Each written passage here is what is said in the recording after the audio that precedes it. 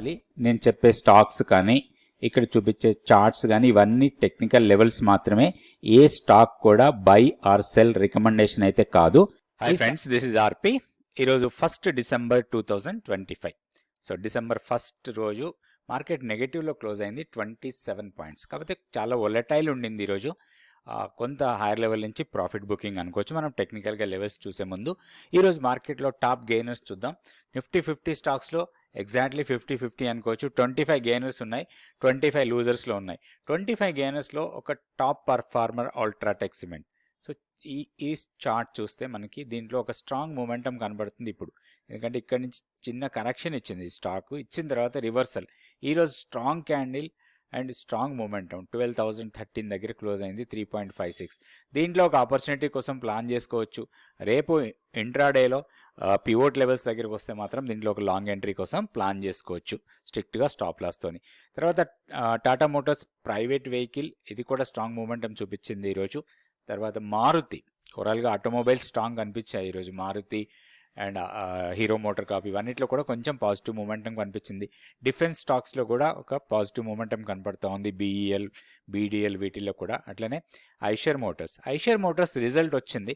Result రాగానే ఒక చిన్న నీజర్క్ రియాక్షన్ లాంటిది వచ్చింది డౌన్ సైడ్కి, కానీ కోలుకుంది. బట్ క్లోజింగ్ వచ్చి పాజిటివ్గా క్లోజ్ అయింది, ఆల్మోస్ట్ 1% పాజిటివ్లో క్లోజ్ అయింది.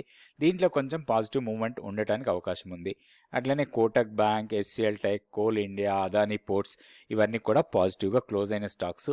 నెగిటివ్గా క్లోజ్ అయిన స్టాక్స్లో మ్యాక్స్ హెల్త్ టాప్లో ఉంది, దాదాపుగా 2.67% డౌన్ అయింది. అట్లనే ఇండిగో, బజాజ్ ఫైనాన్స్, తర్వాత Sun Pharma, Adani Enterprises, Tata Consumer Products, Trent, Apollo Hospital, M&M వీటన్నిటిలో కూడా కొంచెం ప్రాఫిట్ బుకింగ్ లాంటిది జరిగింది, కొంచెం నెగటివ్లో క్లోజ్ అయిన stocks. Nifty daily candlestick chart ఇది. సో ఇక్కడ చూస్తే మనం నిన్న అనుకున్న లెవెల్స్ ప్రకారం 26,320 అక్కడే రెసిస్టెన్స్ ఫామ్ చేసింది, అక్కడి నుంచి బాగా డౌన్ అయింది. మనం ఈరోజు ఇంట్రాడే చార్ట్ చూస్తే మాత్రం కొంచెం బేరిష్గానే అనిపించింది ఈరోజు. సో ఇక్కడ ఏదైతే bearish candle first 15 minutes candle bearish వచ్చిందో అక్కడి నుంచి ఇంకా కంటిన్యూస్గా ఫాల్ అవుతూనే ఉంది. లోయర్ లెవెల్లో మాత్రం ఆల్మోస్ట్ మన వీక్లీ పివోట్ లెవెల్ దగ్గరలోకి వచ్చేసాం. 26,118 వీక్లీ పివోట్ లెవెల్. ఒకటి చిన్న టెక్నికల్ లెవెల్ ఇది 26,148, అక్కడ కొంచెం సపోర్ట్ తీసుకుంది. కాకపోతే దీన్ని మనం క్లోజింగ్ లెవెల్లో చూసినప్పుడు పెద్దగా సపోర్ట్ లాగా తీసుకోవడానికి లేదు. అయితే ఇప్పుడు రేపటికి ఒక టెక్నికల్ సపోర్ట్ మాత్రం 26,065 దగ్గర ఉంది. ఇది చాలా క్రూషియల్ లెవెల్ లాగా తీసుకోవచ్చు. దానికన్నా కింద మన కీ లెవెల్ 25,950. కీ లెవెల్ కన్నా పైన ఉన్నాం కాబట్టి ఇన్ కేస్ 26,065 దగ్గరికి వస్తే ఒక చిన్న లాంగ్ ఎంట్రీ కోసం ప్లాన్ చేయొచ్చు, ఒక 30-40 పాయింట్స్ కన్నా ఎక్కువ స్టాప్ లాస్ లేకుండా. ఇప్పుడు ఇంకా మూమెంటం వెళ్ళాలి, మనం 26,500 ఆర్ 580 లెవెల్స్కి వెళ్ళాలంటే మాత్రం 26,320ని స్ట్రాంగ్ మూమెంటం క్యాండిల్తోని క్రాస్ చేయాలి. అప్పుడు మాత్రమే మనం హైయర్ లెవెల్స్ ఎక్స్పెక్ట్ చేయొచ్చు. అదర్వైజ్ మనకి 25,950 నుంచి 26,300 ఈ జోన్లో కొన్ని రోజులు ట్రేడ్ కావడానికి అవకాశం ఉంది.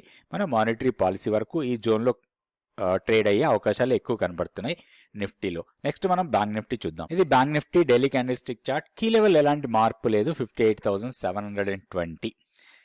ఇక్కడ మనం గతంలో అనుకున్న సపోర్ట్ లెవెల్ 59,593 ఆ లెవెల్ని టెస్ట్ చేసి 681 దగ్గర క్లోజ్ అయింది. అయితే హైయర్ లెవెల్లో ఈ డోజీని బ్రేక్ చేసి హైయర్కి వెళ్ళింది కానీ సస్టైన్ కాలేదు.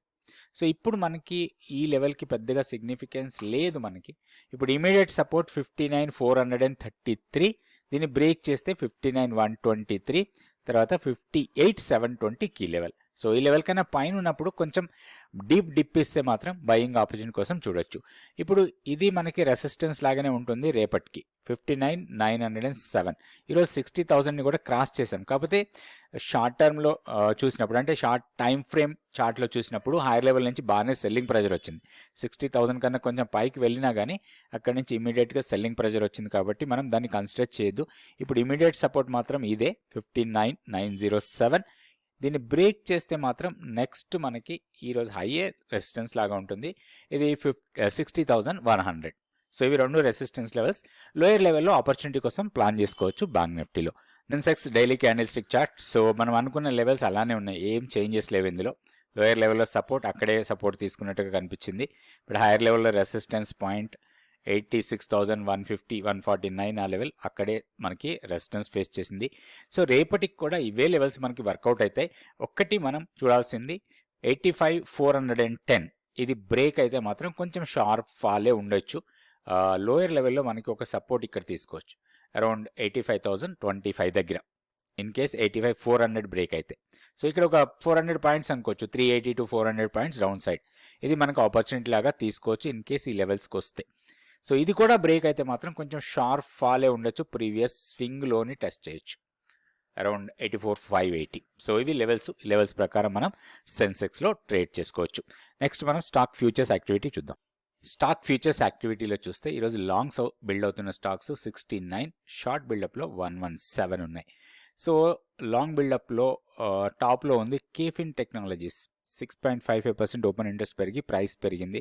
తర్వాత Policy Bazaar, LTIM, KPIT Technologies, Maruti, Bank of Baroda, CAMS, SL Tech, Hero MotoCorp, Indian Hotel ఇవన్నీ కూడా లాంగ్స్ బిల్డ్ అవుతుంటే, షార్ట్స్ బిల్డ్ అవుతున్న స్టాక్స్లో టాప్లో ఉంది మ్యాన్ కైండ్ ఫార్మా, తర్వాత కెనెస్ కంటిన్యూస్గా డౌన్ ట్రెండ్ కనపడుతుంది. దీనికి మనం ఒకసారి చార్ట్ కూడా చెక్ చేద్దాం.